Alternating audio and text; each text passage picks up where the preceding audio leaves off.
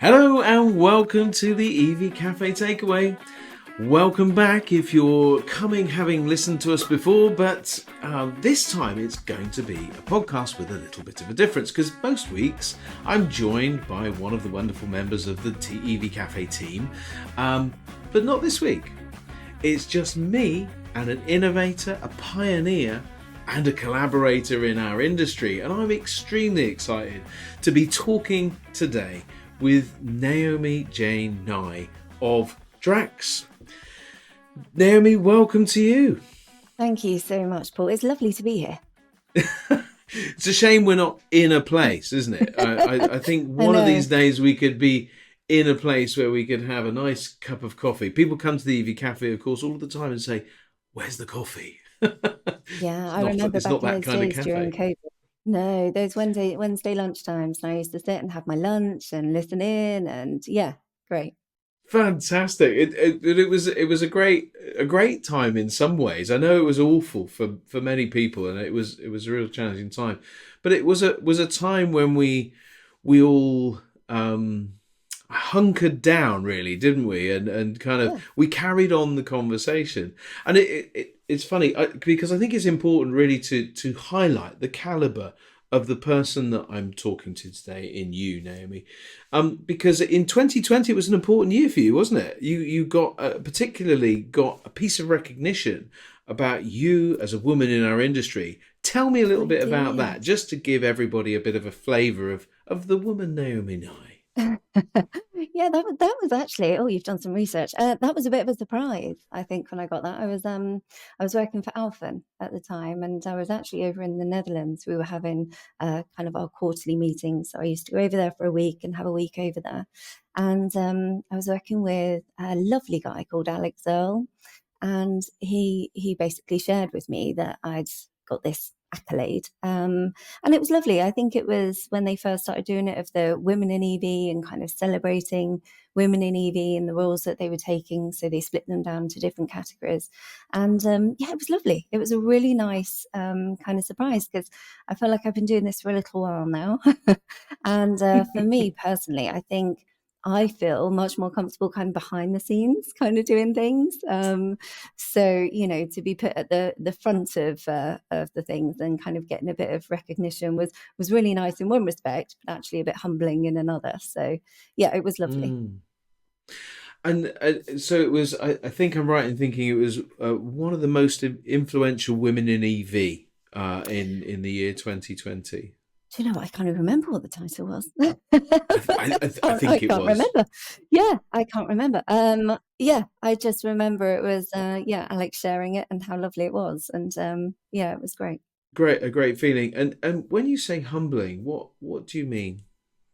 Well, I think a lot of people kind of feel this, right? You just do what you do, and for me, I get kind of satisfaction through doing what I'm doing on a daily basis. Working with customers and kind of seeing, results come to fruition, and you're working really hard on projects and things like that. So you're kind of in that moment. You don't think about necessarily Mm, that bigger picture. And then for me, when I go to shows and events, and it's about the people and how these different people come together and different businesses come together. And we had it recently, didn't we, last week with the Fleet mm, Show and being part of that kind of village environment and mm, that mm, collaboration piece. And I think it's lovely. It's really lovely. But you just, you don't kind of see yourself as sort of anything else other than you're just dealing with customers and you're doing your own little role. And then you realize that actually lots of people kind of know you or want to come and talk to you or want to mm, hear what you've got to say. And mm. yeah, and that for me is the humbling part of it, I think. Yeah. I totally understand that. I mean, personally, I always have wondered why me, or what would anybody gain out of something for me. I mean, sometimes it's imposter syndrome, sometimes it's Yeah. true humility and recognizing that there's people around you.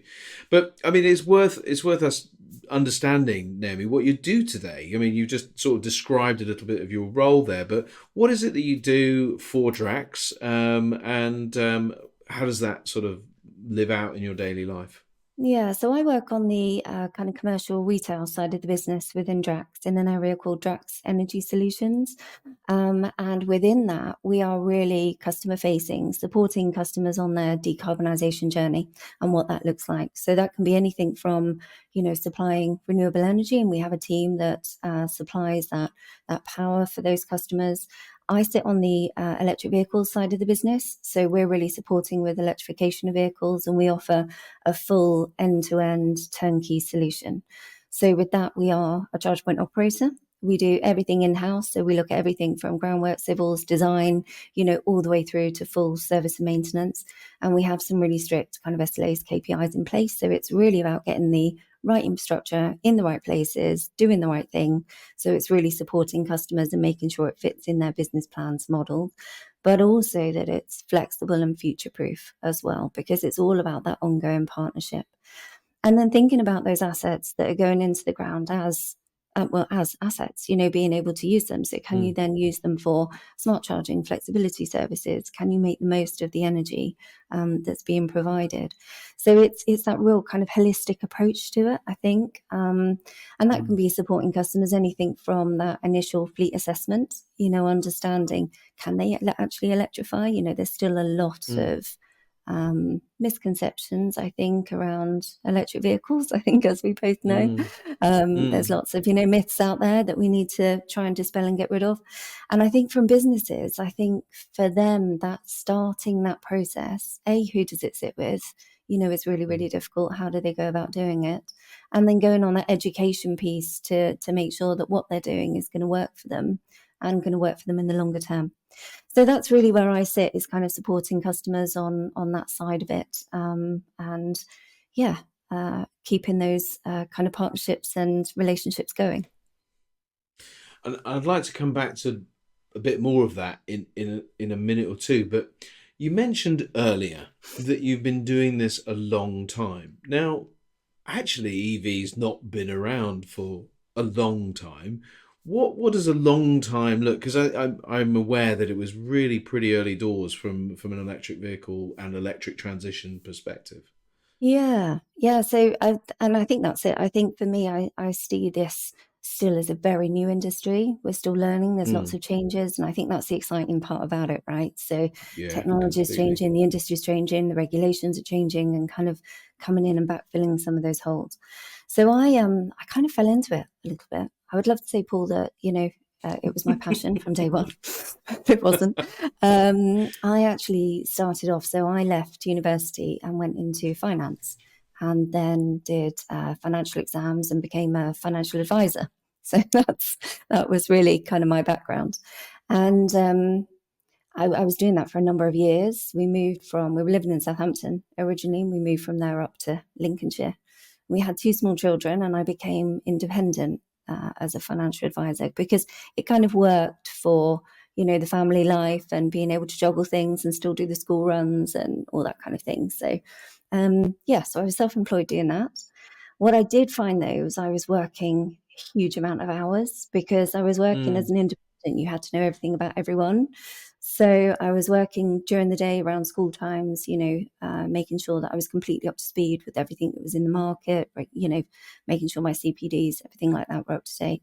And then I was seeing customers when they weren't at work. So that was either in the evenings or at weekends. And that had a bit of an effect. And then my husband changed career, where he was putting himself through a separate degree. So he was kind of working, being self-employed. You have, that little bit more pressure Yep. that you're thinking about things, and two small children that, you've got bolognese in one hand, homework in the other, and you're trying to cradle your phone and have various conversations. So, a bit of an octopus thing going on. So I Yeah. just thought, maybe it's time for a bit of a change. My dad got poorly at the time. He was diagnosed with cancer. And I was kind of backwards and forwards to the hospital with him and treatment and things. So I think it was just everything came at once, and everything just suddenly got a bit, hang on, I'm on this big hamster wheel and I probably need to get off. So, so I looked, just thinking, well, I don't know what to do. I've done finance the whole time. I don't know what I want to do for a career. So I'll get a little 9 to 5 job and I'll think about it. and give myself just a little break, just breathe for a while. Mm. So I Mhm. got this little 9 to 5 job with a company called Rolex. They were Mhm. moving offices literally to the village next to where I live.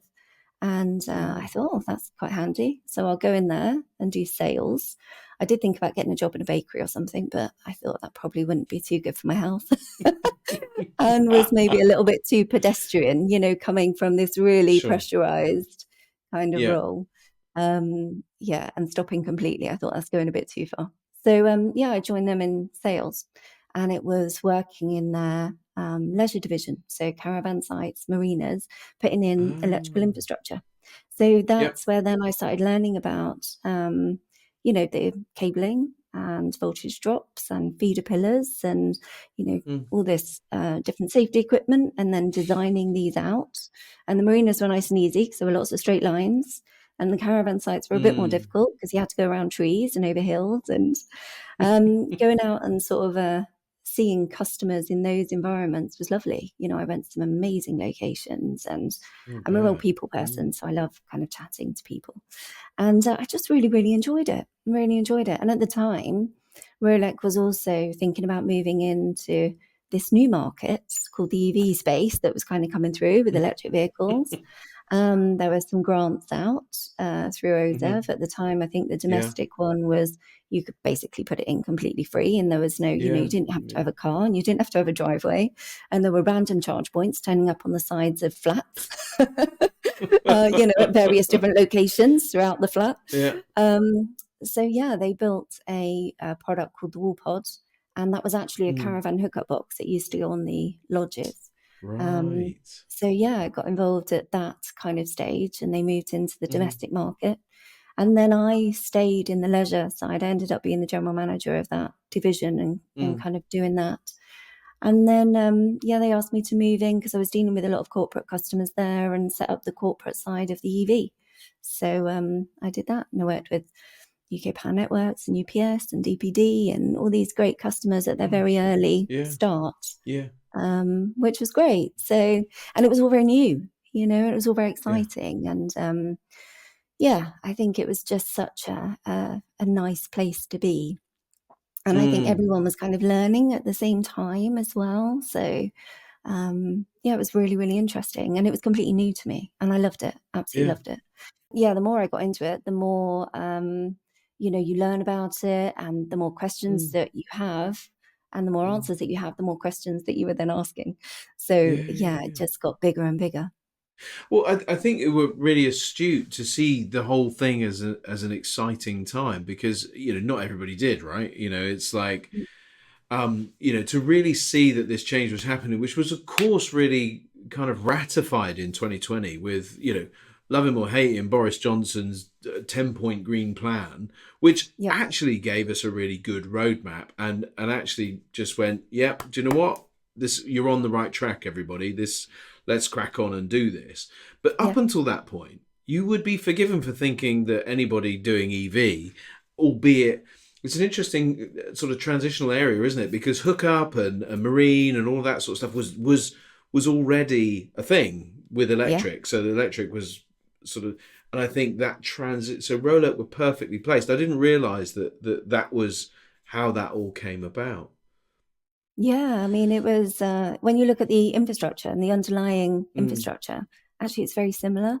And when they mm, were looking at building the units, I mean, it was changing out some components. Back in the day, it was literally DIN rail components, and mm, you clip one out and you clipped another one in, and they kind of built this Mode 3 comms unit. And I remember Kieran at the time, he was very insistent that when I moved into the EV space, that I had to learn all the electrical mm. side of it. So I had to know IEC 62196 and J1772. And, I had to know all those technical things, which I think put Wow. me in really good stead right at the beginning. It was, Mm, what electrical regulations does it fall under? Because mm, that was the main foundation of, mm. you were putting hardware in the ground, and it had to work, and it had to, Yeah. be safe and secure and all these things. Um, and then it was only as you then kind of move through that, and through those questions, and go, well, okay, that's great. We've got a piece of hardware, and you plug the car in and that works. But now how do we look after it? Who pays for it? Mm, Who do we know who's mm. using it? And then it just kind of grew legs and got bigger and bigger Yeah. that way. Yeah. So yeah, it was a really interesting time. Yeah, I mean, a really interesting time, really exciting time, and I think that whole, because Rolex for me were one of the first charge points that I knew about, and probably I'm not sure it was used. I actually think it was Alphen I first used, which of course you had some I history did. with too. This Yes. is my whole life of an electric is all around you. It's all your fault. So yeah, I moved to Alphen in 2018. And the Mm, reason I moved, I think, because the customers that I was talking to and being in that kind of corporate space and mm, understanding those challenges, I think that they were just starting to figure out and starting to think about. And I thought where I was, I couldn't tick all of those boxes at that point. mm, And I had the opportunity to move over to Alphen, and Alphen was a different kind of kit. You know, the Europeans built it in a different way. So mm, it was open platform from day one. They were much more about mm, kind of the connectivity and the data and the mm, network and being mm, able to access different back offices and different software, and then also use that software to upgrade the hardware. So you could put in a piece of kit that was quite basic, but you could upgrade mm. it through license keys and make it all singing, all Right. dancing. So you could Yeah. grow with the customer, and that really spoke to me, I think, because for me Mm, it's about being that, customer centric and understanding what they need and kind of ticking yeah. those boxes and fulfilling those needs. So that side of it was really important for me, and I learned an awful lot there around that technology part. Mm. And I mean, I'm sort of, as I'm listening to you, and we've talked about, um we've used an acronym or two, which is very naughty, Naomi. You should know better. So you mentioned CPD, and I know what I think CPD is, but I don't think it's what you meant it as, but to do with your Yeah. Yeah, so it's professional development. So making sure you had to have a number of points over the years. So it's making sure that you're keeping up with your training, basically, right. Yeah. and your Okay. In that concept, qualifications. is what I thought. Yeah. Yeah. Okay. Yeah. But yeah, and it seems that you've got like this attention to detail and legislation and making sure that you've got things right, backed up with this real customer centric kind of element. That I think you speak to that people person bit that you talked about earlier. Um, Talk to me about how Naomi became Naomi, because that's a journey, right? Yeah. And to be that kind of people person. So if John was here, he'd be talking about your time in Southampton and the university and that sort of stuff, because he's a Southampton boy. So little nod Yes. to Big JC. Where did you grow up, and how was school for you? How did you get to that point of university? And were you going home to Lincolnshire, or did you always live in Southampton? All those No, questions yeah. and more. So blimey, right. So I grew up in a place called Taplow, kind of in between Slough and Maidenhead, in I Berkshire. know it. That's where I Yes. kind of grew up. But my parents did move around, so they moved down to the New Forest. I lived in the New Forest for Nice. nearly 2 years. So, and then we moved from there up to Lincolnshire because my parents moved again. So I ended up going to three different kind of secondary schools. I was always the new girl. um, No.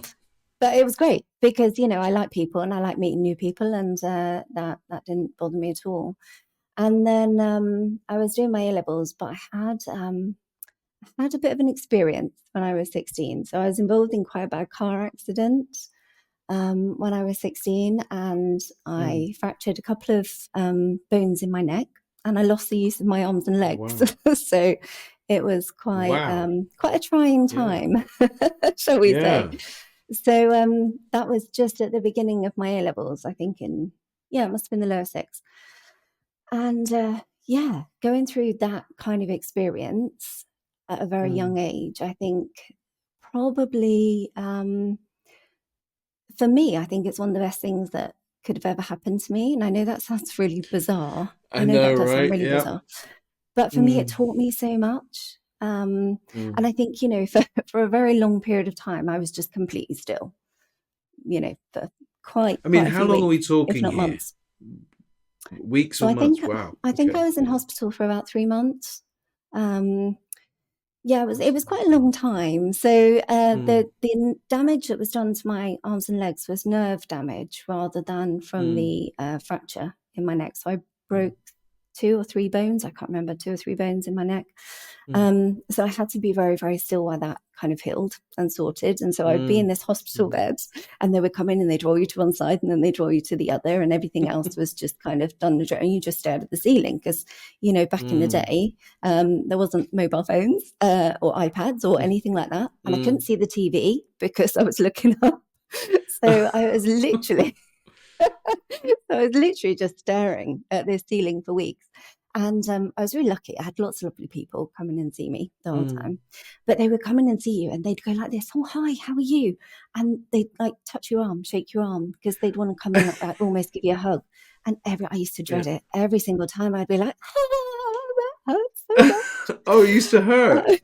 Oh, God, the pain. The pain in my arms. That was the worst thing. Oh, It was my the pain because goodness. where it was nerve So you couldn't move them, damage. but they hurt still, right? Yeah, because it was the nerve damage. It was all like them firing up. So the car was actually on top. I was kind of out of the window and the car was on top of my arms. But because I was down a dike at the time, my arms had sunk into the mud, which saved them. But obviously with the weight of the car on top, they were, quite damaged. So, so I went through that kind of process, but it really taught me how to be still, you know, how to just think and reflect. And, you know, my mum, bless her, she didn't leave my side the whole time. And again, she would have a little giggling fit every now and again, because I think that's just how we've always coped with stuff. You know, we just laugh about things. So, she kept like having a little giggling fit, and then she'd jug my arm or like slap me or whatever. And I'd go, "Oh my God, you're doing it again," which would make her laugh even more. I just think, this isn't funny. This is not No, this is not a not nice funny time. at all. And then, kind of coming around from that and having to learn to just even like being able to start moving upright, you know, having a pillow and, you know, the sickness and the dizziness and, it was awful. And then I think, you know, getting that feeling back in arms and legs and kind of making those movements again and not learning to walk again, but getting that power, that pressure back and that strength back, I think was really important. And then I just fell over a lot. I fell over all the time. I think I spent more time sitting on the floor than I did anything else. So again, I think for me at the age of 16, I was like, well, you know, you fall over and then you get up again and you fall over and you get up again and you just keep trying and you keep going and you just keep doing stuff because you've got to, right? So I think for me at the age of 16, that was quite a big lesson that I sort of learned. And then I went back to school because I was determined I didn't want to go back, you know, and have to redo another year or whatever. I wanted to be with my friends and my friend set. So I ended up doing my A-levels in a year. And then, I moved back down from Lincolnshire to get to university in Southampton, where I still fell over a lot right the way through to probably early 30s. Which is not funny at all, everybody. It really isn't, but it does sound Honestly, very funny. People that fall over is the funniest thing in the world. And the thing is, you never used to trip. It would just be like a drop. And you sort of find yourself sat in the middle of the road thinking, right, you just need to get up. And you'd get the strangest looks from people. You know, they'd be like, "What's she doing?"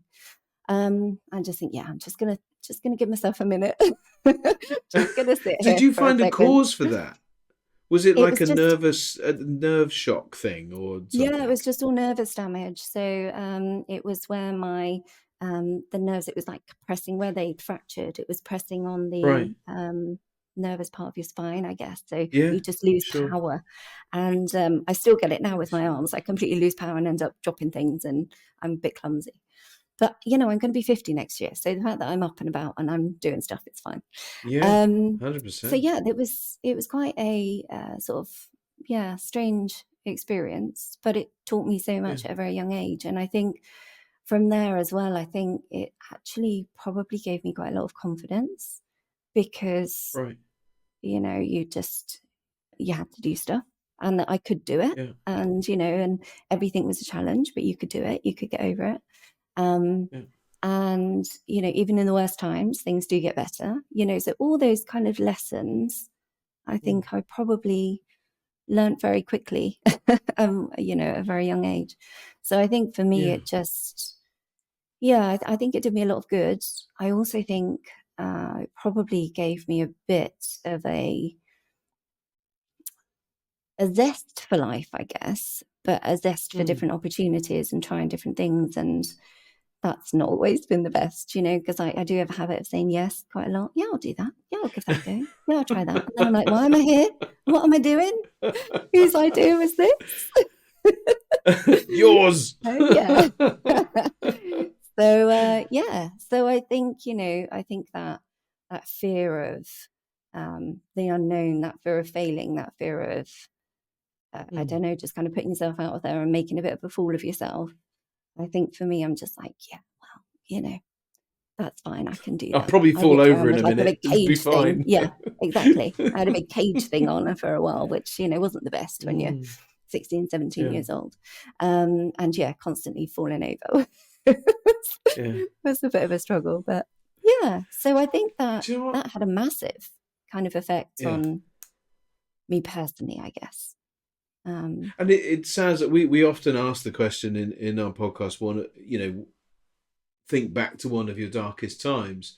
But as I'm reflecting on it now, and perhaps as you do now, it looks like that whilst it was clearly, a very traumatic time, very difficult time. I mean, goodness knows what must have been going through your head as you were under a car in a dike, which, to be honest, I seen don't off remember many. it.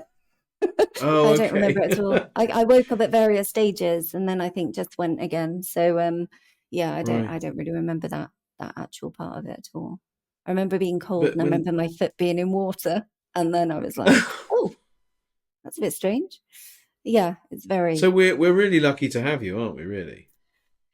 Well, yeah, I think it didn't go quite so well for some of the other people involved, and Wow. Okay. yeah, I think it just makes you realize that things happen, and things change, and they change really fast. So you've just got to make the most of everything. You've got to make the most of every day. You've got to make the most of whatever you can do. And for me, that I think is just translated into everything that I try and do.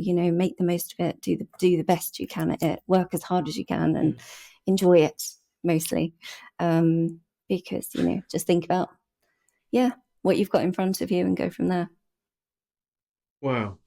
So I'm sensing that there was, and I don't want to delve, but I'm sensing that there was a much tougher side to that whole experience than perhaps you've just related, which really kind of is foundational for you today in terms of really living the best part of your life today. Would that be fair? I think so.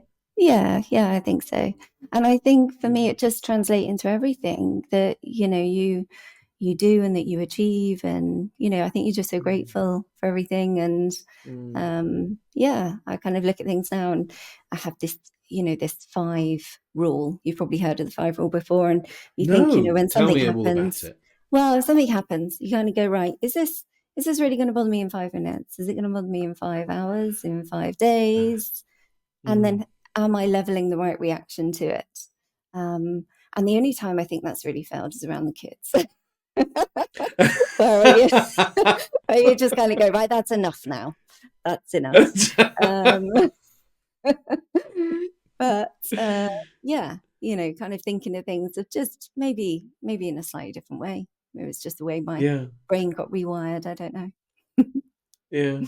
Tell me about your kids. You've got 2 kids, I think, and brace yourself for this, people. Naomi, everybody, is a grandma. Yes. Absolutely unbelievable. I can't believe that. You don't look anywhere near old enough. He is such a little puppet. So I've got 2 boys. The eldest is 27, so he's the father of said grandchild, and the youngest will be 21 shortly, and he's at university. So he's back down in Winchester, just doing his last year down there. So and then we've got lovely little Theo, who's 3 and is just a joy. And I always said, I'm never going to be that grandparent that lets them do whatever they like. He comes to the house, I'm like, Theo, do whatever you like. Whatever you like. You eat what you like. You want ice cream? Come on, Grandma, I'll get you ice cream. He's E-numbers. Have some E-numbers. Take them home to Mummy and Daddy. There you go. Yeah. Whatever you want. So, yeah. Good. Oh, brilliant. So, but it's an important aspect, because I think not everybody kind of calls out the outside of work bit of their life, particularly in things like LinkedIn or whatever. Talk to me about the outside of work bit of your life. Yeah, so outside of work, it's really quite family based, you know. Mm, I've tried to have a bit of a change this year because again, I think you end up on a bit of a hamster wheel. You know, when I was younger, mm, I thought I could do everything. You know, I was Superwoman. You know, I could just, yeah, mm, that's fine. Yeah, that's fine. And this yes thing came into it. Take on it. Yeah, you want me to volunteer to do that? Yeah, it's fine. Full-time job. Yeah, I can do that. Kids, I can do that. You know, and mm, I almost felt a bit like a Stepford wife because I think you have these, you know, this kind of different pressures that often you put on yourself. They don't come from anywhere else. mm, But I wanted to achieve everything I've always done.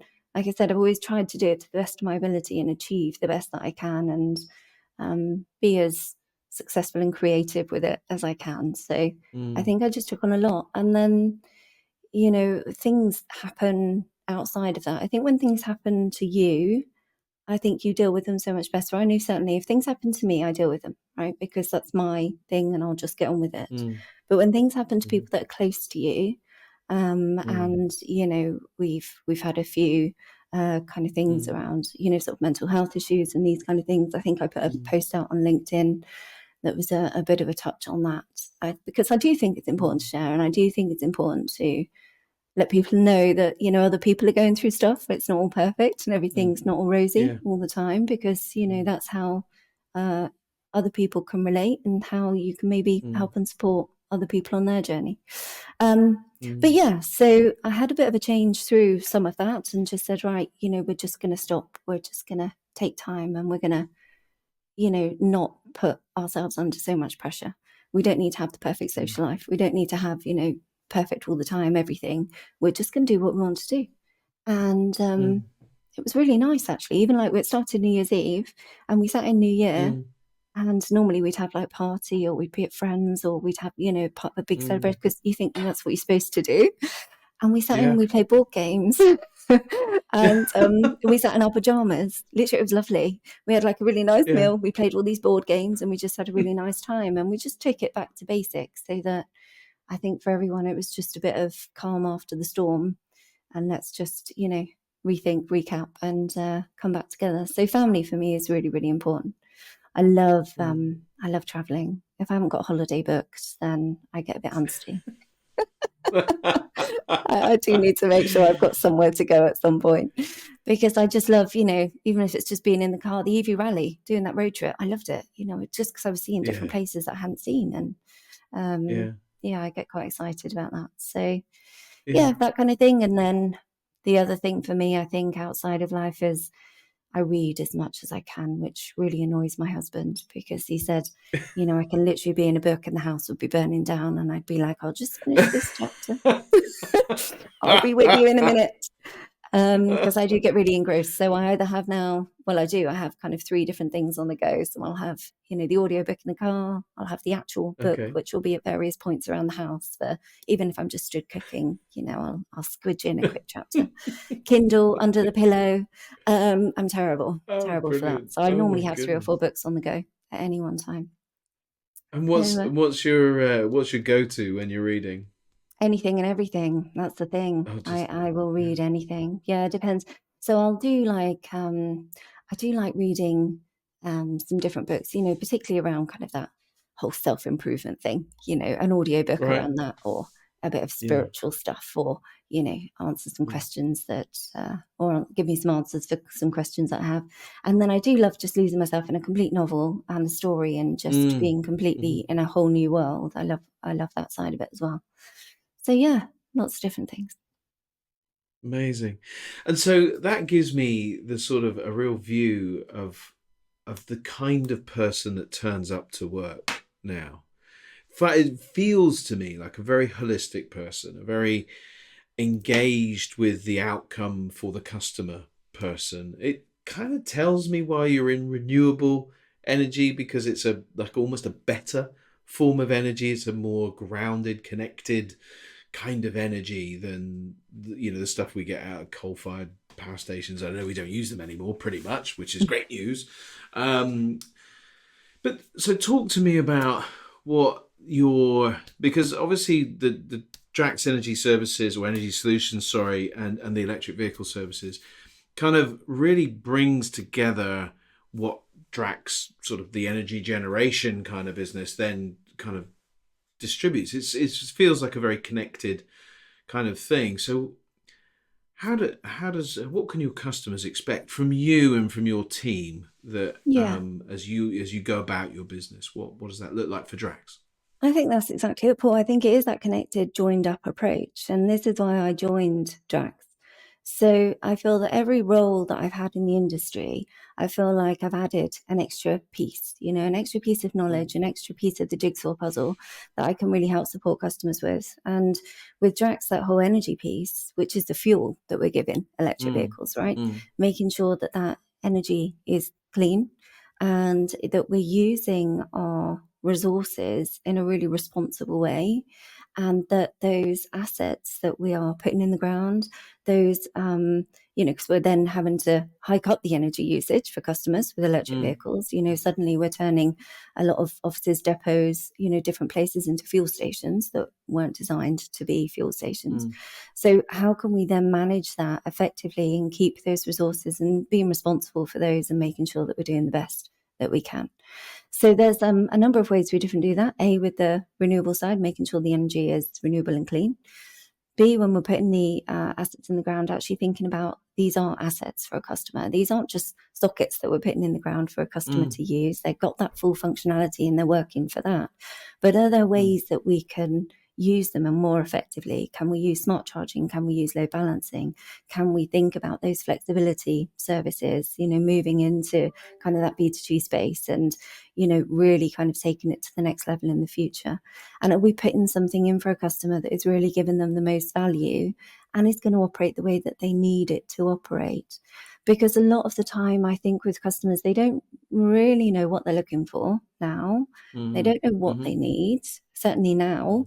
And then you kind of think, well, you've got no idea what you're going to be looking at in 24 months or 36 months or in 5 years' Sure. time, what that's going to look like there. So being able to really kind of, hold their hand through that whole process, making sure that they're Mm. comfortable with everything that we are, taking all of those boxes there, but equally putting in something that's going to be really effective and valuable for them over the longer term, I think is really important.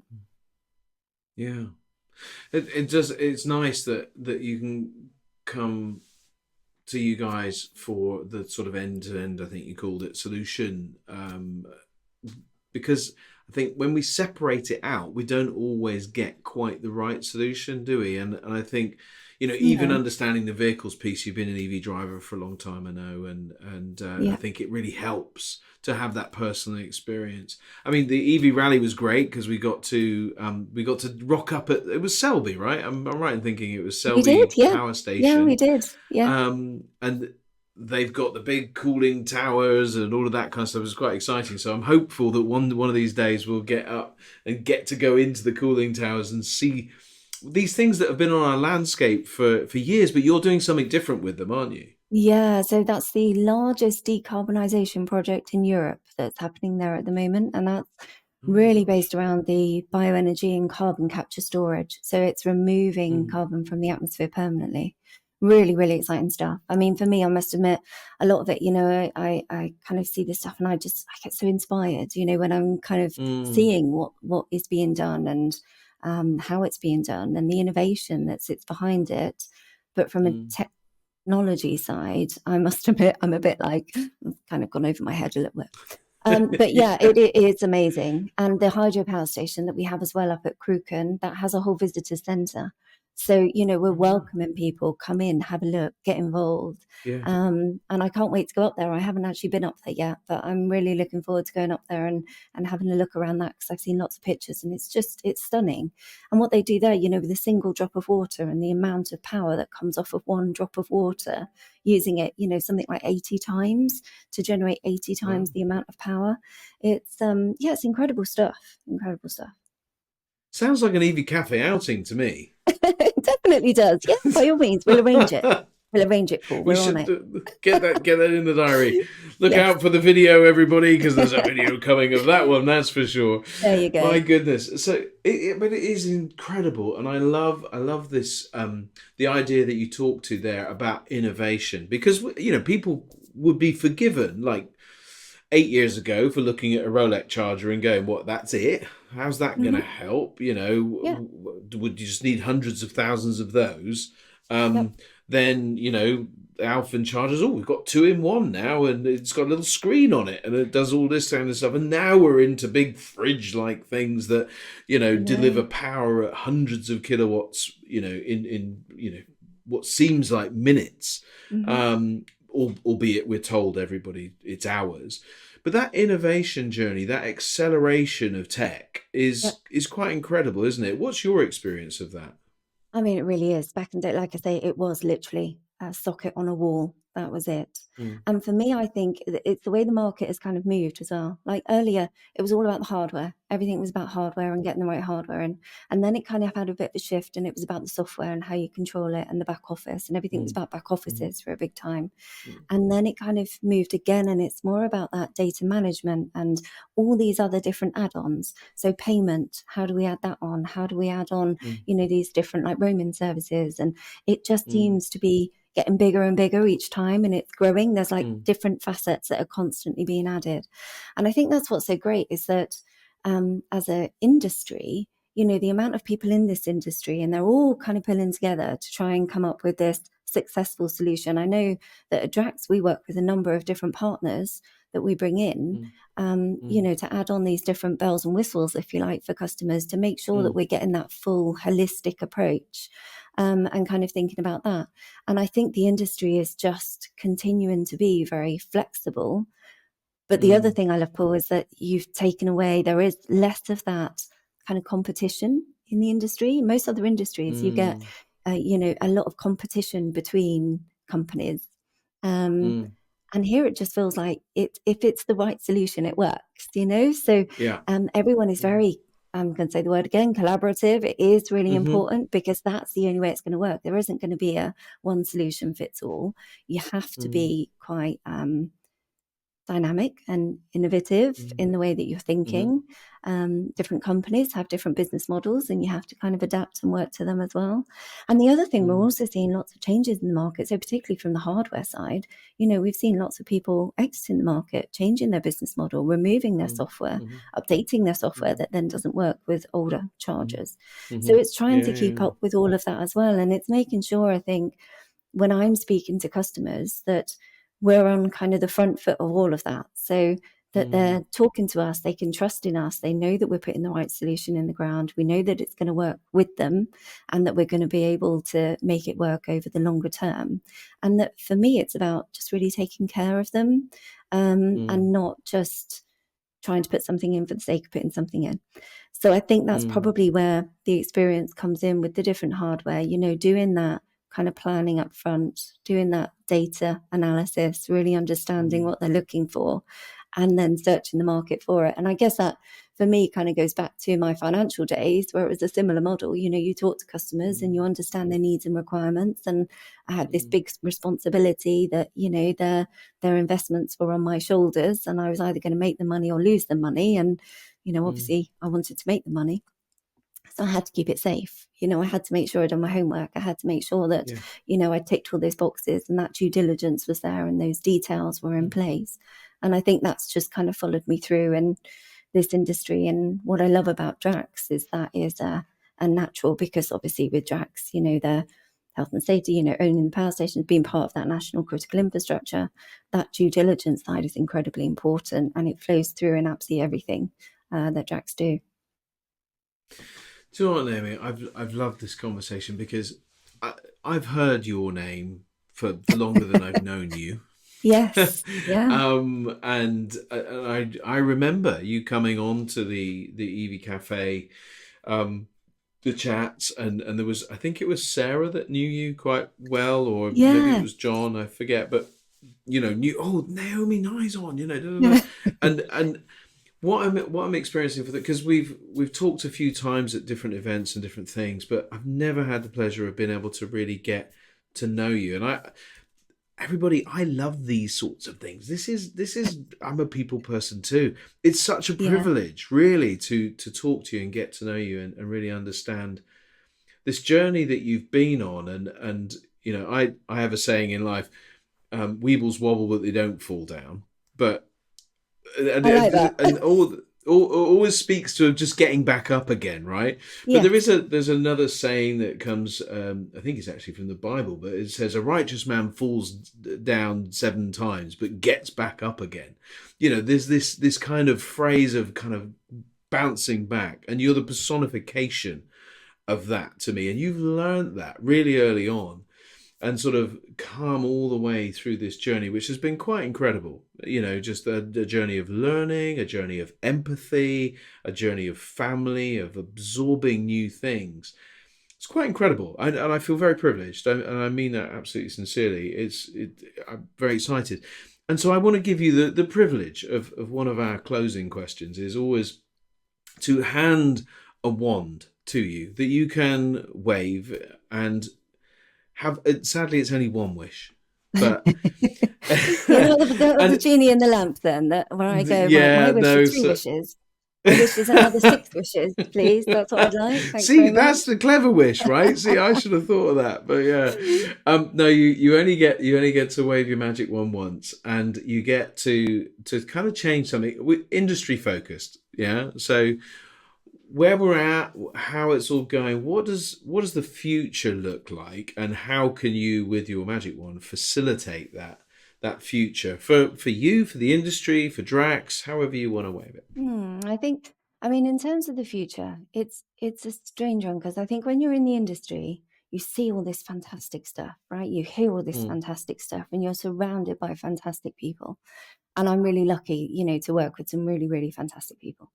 Um, but I think when I remove myself from that side of things, actually, the questions that I'm being asked by customers are probably still the same questions that I was being asked 10 years ago. And so for me, I think it's very easy to forget.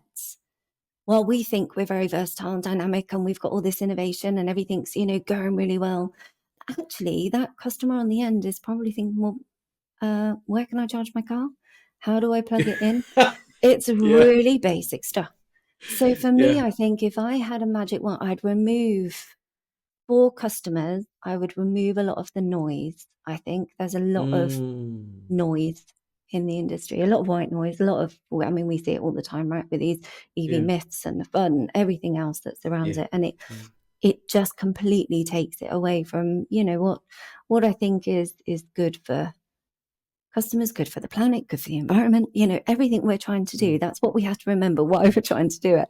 And it Mm. amazes me that people are so against it. I was having lunch at the pub over the weekend, and there was a group of older guys, should we say, chatting. And they were having this conversation, and one went, "Oh, I'd never have electric car, me. I'd never have electric car." And I was just, I was on edge on my seat going, "Oh, just, yeah, hold my wine. Let me over there." And Sean's like, "No, no, it's just stop, because Yes. let me think." But you kind of go, well, that chap has probably never been in an electric car. He's just Correct. heard about stuff. So for me, I think if Mm. I had that electric wand, I'd take all of that away. And I'd probably, all the education and the good stuff that we're trying to do collectively as kind of professionals in this business, I'd really kind of try and emphasize that a bit more. Let's shout about that a bit more. Mm. Let's take all the nonsense away, and let's just give out the facts and try and get them out to as many people as we can, which is what we're all trying to do, right? That's what we're trying to do. Indeed. Let's just yeah, keep that going. And it's that power of collaboration that you've spoken about a number of times, and synergy, the Mm, combination. So what I've really enjoyed, Tim, your colleague Tim Cole, came to yes. our partner day, and happily chatting away with many members of the other partners, even some that work in businesses that are similar to yours, and I Yeah. was really struck by that this is the power of collaboration. Yeah. This is the power of synergy, is that as we get together, we amplify the message. And I guess that's the part that we as the EV Cafe play with our partners, and one of such is Drax, and we're very grateful for the relationship we have with you guys. It makes a difference. Yeah, it makes a difference to us, Absolutely. but also gives us the opportunity to talk more loudly, more widely, hopefully removing the misinformation and the fluff, and get to the facts and the innovation and all of those good things and celebrate that. Yeah. And that's what we love to do. So yeah, definitely what it's about. So I'm taking it that you've waved the wand in our direction. So we'll just take some more of that magicness that helps us. My little fairy dust. Yeah, perfect. little sprinkle to keep us going. Naomi, listen, I mean, have you got any final thoughts, things that you really were, burning to share with us today? Or, we covered off so many things, some exciting things, some lovely things. If anything, Paul, I probably think that I've overshared, right? I've probably overshared a bit. not even slightly. What I love is that I'm walking away from this wanting to know more. Wanting to, the next time we talk, there's so many things that we've touched on around mental health and family and, the things that actually make the world a good place, but that sometimes they're challenging thoughts and things, but the things that help make us a little bit more kind, I think. And I think that's something I'm walking away from. It's what it's about, right? It's what it's about. All this stuff, it's everything we're doing. I think, it's very easy to forget when you're in a work environment, particularly in a sales environment, you kind of, how you have targets and you have, things you've got to meet. And I think it's easy to forget that we're all just people and we're all just, trying to work together and we're all just trying to make things happen. And that's a lovely thing where I am now. We really have that kind of sense of collaboration and culture and, all that lovely stuff that goes with it. And I think that's why I love my job so much. I love the people I talk to. I love what I do. I love the feeling that, I am making a difference, even if it's a tiny bit, because all those tiny bits add up, right? And that's what we need to hang on to. What a perfect summary to end on. I'm very grateful for our conversation to if I say former most influential woman, I don't think that serves you well. I think an incredibly influential woman in our industry that has led by example for many, many years and has a real joined up holistic approach to life and work and this transition. And I've learned a lot today, and I'm grateful for the time that we've had together. And everybody, listen, connect with Naomi. If you've listened to this podcast, I'm sure you too have found Naomi to be an incredibly interesting person, a person that you want to get to know and get connected with and follow on the journey that she's on, and perhaps get help from Drax and from the team there to make the transition for yourself. I think it makes a lot of sense. So please do reach out to her on LinkedIn. There'll be a link, no doubt, in our bio. Of course, there are many more conversations with lots of lovely people. Of course, nobody's quite as lovely as Naomi, but lots of other lovely people that we've spoken to over the last couple of years, actually. So head over to evcafe.org or Spotify or Apple and all those kinds of things and pick us up there. But in the meantime, thanks ever so much for listening. And Naomi, thank you. And thank you to your company for working with us so beautifully. And we look forward to many more conversations. Thank you so much, Paul. I've had a really good time. Thank you so much for having me. And I look forward to seeing you again very, very soon. Excellent. Well, everybody, have a lovely day. Bye.